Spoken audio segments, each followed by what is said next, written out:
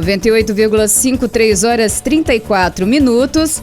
Recebendo aqui nos nossos estúdios o deputado estadual Wellington Calegari, os vereadores Elimar Vespre e Elisa Ramloff. Boa tarde, Wellington. Boa tarde, Elimar. E boa tarde, Elisa. Boa tarde. Boa tarde. Boa tarde, Marcinete. Boa tarde a todos os ouvintes da Rádio Pomerana. É um imenso prazer estar aqui com vocês hoje, tá? Prazer é nosso em recebê-los. Bem, deputado, veio em Santa Maria de Jetibá hoje para conversar com a comunidade sobre a lei do parto livre e da criação da Comissão da Vida no município. Isso aí. O que acontece, Marcinete? A lei do parto livre, eu quero deixar isso bem claro para o ouvinte, para todos que estão nos acompanhando, que é uma conquista da mulher capixaba, da mãe, dos filhos. A lei 12.194, que nós apelidamos carinhosamente de lei do parto livre, ela basicamente garante às mães o direito de escolha na hora do parto. A partir da 38ª semana ela escolhe se ela quer a cesariana ou se ela quer o parto normal humanizado. É um direito da mãe. Além de ser uma lei que garante uma série de outras prerrogativas, conquistas, estabelece proibições de certos atos do hospital contra a saúde da mulher, como por exemplo episiotomia. Uhum. Essa lei já, nesse caso, violência obstétrica, episiotomia já é proibido em lei, né? Sem o conhecimento da mulher.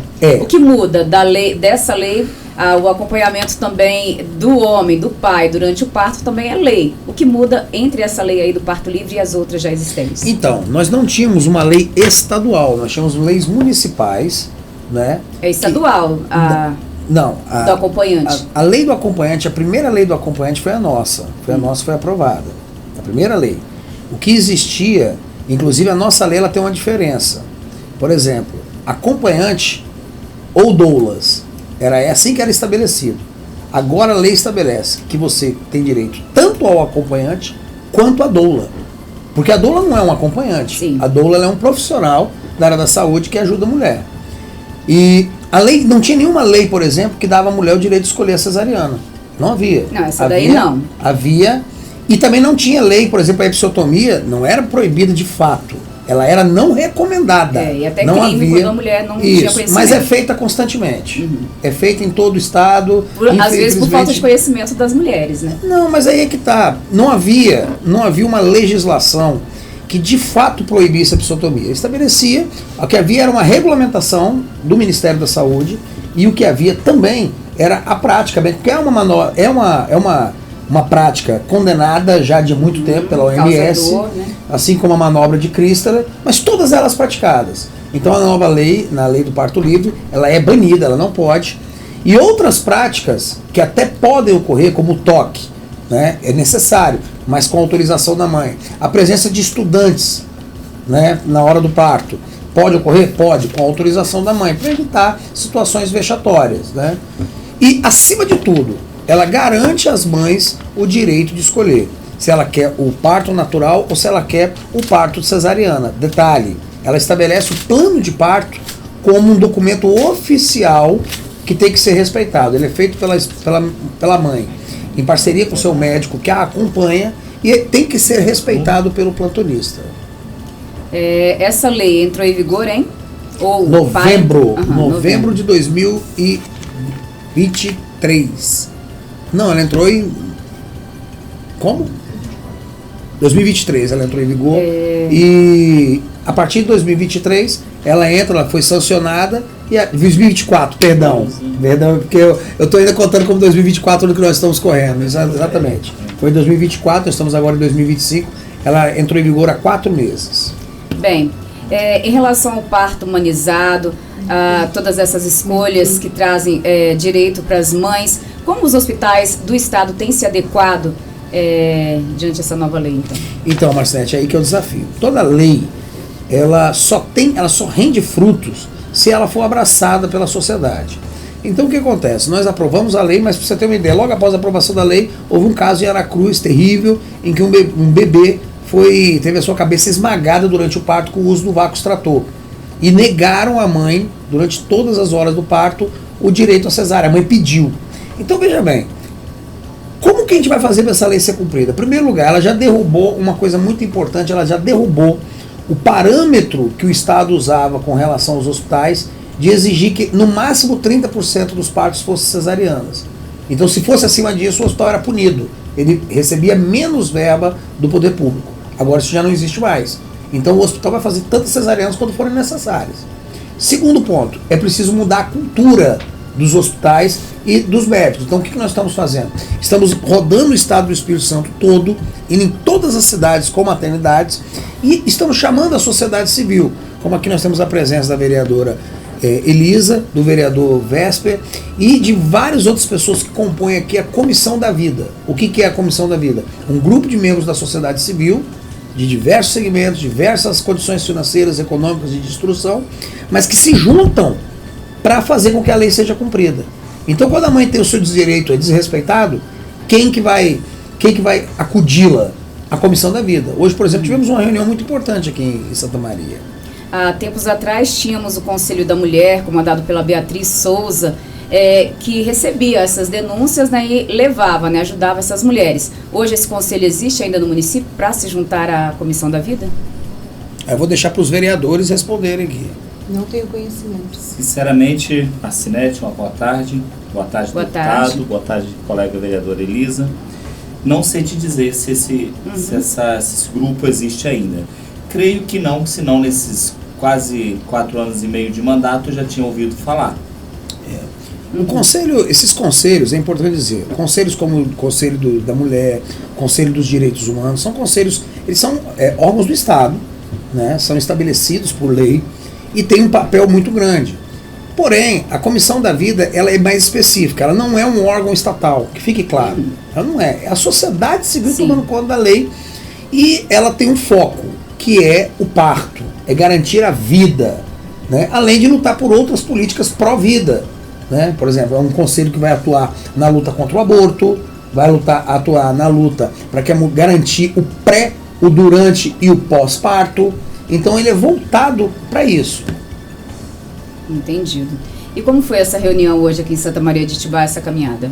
Hoje foi um dia muito produtivo. Rodamos aqui na cidade, distribuímos panfletos e na reunião que tivemos há 1 hora esteve presente o prefeito municipal Ronan, o secretário de saúde Carlinhos, o representante do hospital evangélico e que gere aqui, né, o hospital em Santa Maria de Itibá, o doutor Ricardo.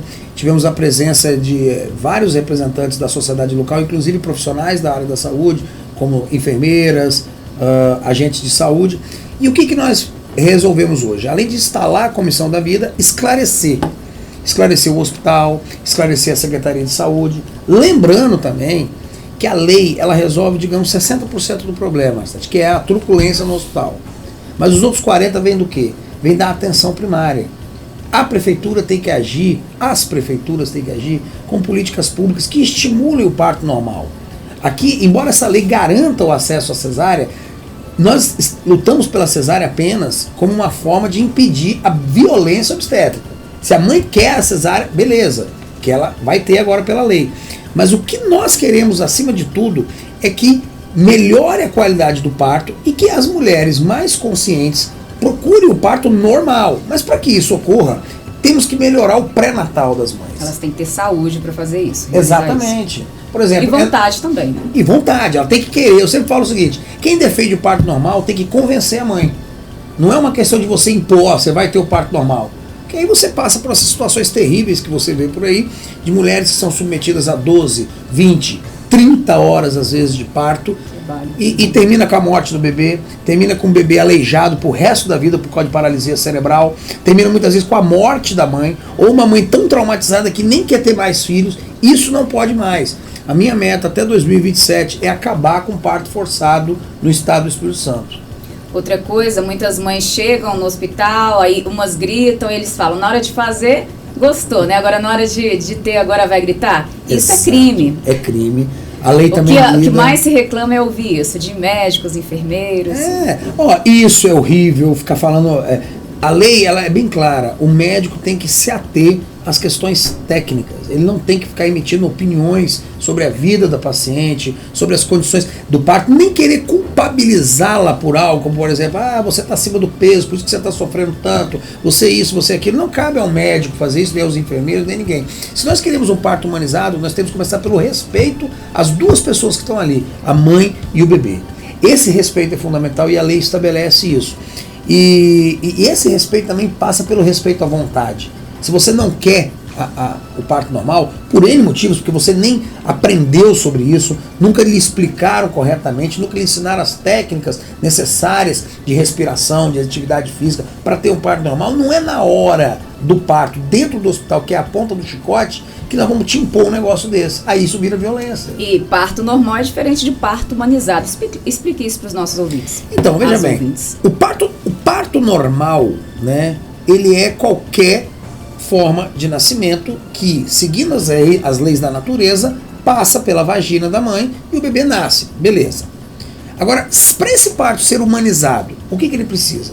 Ele precisa de passar por certas características técnicas que tornem a mãe protagonista do processo. Então ela é conscientemente, ela está tendo o filho da melhor maneira, ela está sendo respeitada em suas vontades, ela está tendo as contrações, as dores, todo o processo que ela passa consciente disso, em posição adequada, confortável, com conforto. Então, por exemplo, aquela posição clássica, mulher na cama, né, estilo frango assado. Que é a pior para a mulher, né? É a pior do mundo. Então, os hospitais até muitas vezes têm a estrutura, mas falta uma conscientização da mãe, uma explicação. Então a mãe tem que... O ideal é o parto de cócoras, o uso da água quente para ajudar a mãe. Já é bem difícil para locais pequenos, né?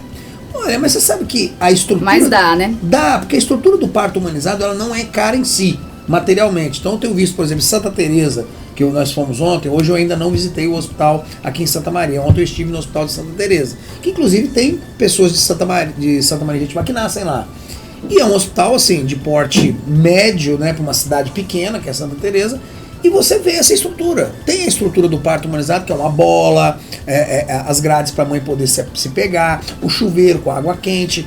Agora, não adianta você ter isso se você não tiver uma equipe preparada, com vontade de fazer esse parto humanizado, com paciência, não é? Não essa coisa de colocar no soro para apressar. Isso, indução. Outra, muito bom, muito bem lembrado isso que você está dizendo, Marcinete. O que acontece? O parto induzido, que aí já não é o parto normal comum, né? É o parto que você coloca... O parto normal é que nem precisa de nada, né? A natureza age. Exatamente. Não tem episiotomia, não tem ocitocina. Mas não tem ninguém apertando a barriga para o neném sair. A manobra de Christler, que é banida agora. Então o que acontece? No uso da ocitocina, você já tem uma indução, e não estamos aqui demonizando essa prática. Ela pode ser necessária se a mãe quer ter casos, né? Exatamente. Só que a mãe tem que saber disso, a mãe tem que ser explicada, a mãe tem que ser avisada das consequências. Tanto a cesariana como um parto induzido tem consequências. Eu vi casos, por exemplo, horríveis, de mulheres que foram rasgadas, dilaceradas no processo de indução. Então isso é o tipo de coisa que a mãe tem que falar para a mãe: olha, eu não estou cortando a sua barriga, mas pode ser que depois eu faça um negócio tão violento, que o parto induzido pode se tornar, que você vai ser rasgada, né, de uma mesa de parto. Então a gente não quer isso. Vamos trabalhar, vamos conscientizar para impedir essas práticas. Tivemos até uma casa de uma famosa, né, que depois denunciou o médico, Chantal, se eu não me engano. Sim. Durante o parto, passou por isso. Ser xingada. E foi levada a nível nacional e tornou consciente também outras mulheres. Sim, sim. Isso aí é uma coisa assim, essas formas de violência que te atingem a mãe, a gestante e o bebê, são formas que geralmente são fruto de uma arrogância de alguns profissionais. Eu não estou aqui demonizando os médicos, nem enfermeiros, nem ninguém, de forma alguma. Existem maravilhosos profissionais. Só que o que acontece? Você tem que ouvir o protagonista do processo. O médico, ele é soberano nos seus laudos, nas suas receitas, nas suas recomendações. Mas quando se trata do seu corpo, é a mãe. É a mãe que tem que ter a palavra final. E o bebê, que é fruto da mãe, ninguém se preocupa mais com esse bebê do que a mãe. Então, essa humanização passa por isso. E como vai funcionar essa comissão aqui no município? Bom, nós estamos aqui com o vereador Vésper, com a vereadora Elisa, que vai ser a presidente, né, da comissão. E basicamente a comissão é um fórum para ouvir as vítimas, ou as mães em geral, que não foram vítimas ainda, mas que estão com medo do processo, se a sua vontade será ou não respeitada. Então são pessoas de bem que colocam o seu telefone à disposição e no primeiro momento vão agir como?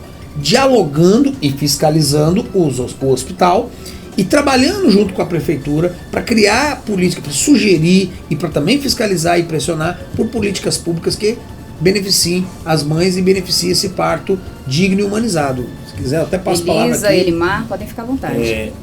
Foi hoje, né, momento assim de imediato, uma provisória comissão, onde que está a enfermeira Elisa Ramlo, vereadora, eu, Vespinha da farmácia, a Creuza, lá da Meli Clay, e o pastor Jorge Falbo. Então a gente está à disposição, né, se qualquer eventualidade, onde que o hospital ou até tiver alguma dúvida, a gente vai acompanhar essa pessoa até no médico ou explicar para aquele hospital, para o diretor ali, que ela está dentro da lei, onde que ela pode pedir o direito de ter o parto, né? Porque acontece muito o quê? A mulher entra em contrações, chega lá no hospital, o médico faz o toque, não está na hora ainda não, pode voltar para casa. Às vezes fica 3, 4 dias ali naquele lema, ela sofrendo de dores e tal. Então, graças ao deputado, ele botou isso em lei, que ela pode pedir, não, eu quero que tire o meu bebê, eu estou dentro da norma da lei. E se isso não acontecer, que entre em contato com a comissão. Tá? Temos também a enfermeira Diana, né? Diana Coelho, ela também está à disposição. Então vamos aí fazer o melhor. Tá?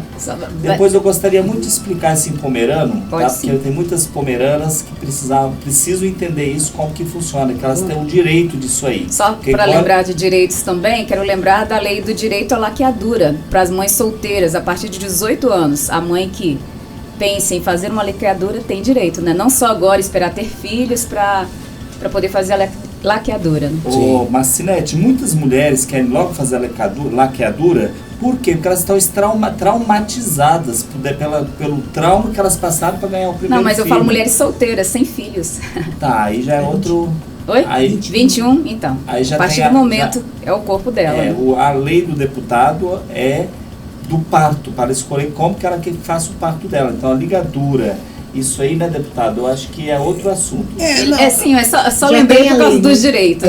Direitos. Aí um monte de moças solteiras, sem filhos, já foram logo correr para conseguir os direitos delas e fizeram a laqueadura. Uma grande vitória também. E porque nem todo mundo sonha em ter filhos. Né? Mas você sabe que, inclusive, é uma reclamação, porque a lei não trata desse assunto, mas é uma reclamação de muitas mulheres mesmo de, poxa, tá tendo lá o parto, já tá no segundo ou no terceiro filho, e não fazer a laqueadura no momento da cesariana.